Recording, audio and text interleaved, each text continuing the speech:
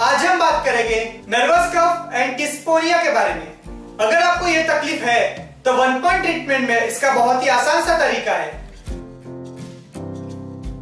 One point treatment में nervous cough with डिस्पोनिया के लिए आपको बियोल मैग्नेट लेना है जिसके दो साइड है, येलो और व्हाइट, और आपके हाथ के फ्रंट साइड के CV6 पॉइंट पे मैग्नेट का येलो साइड सर्जिकल टेप से स्टिक करना है और व्हाइट साइड आपकी तरफ रहेगा।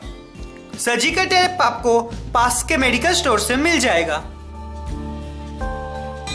बियोल मैग्नेट और चार्ट ऑर्डर करने के लिए हमारे वीडियो डिस्क्रिप्शन में डिटेल्स देखिए।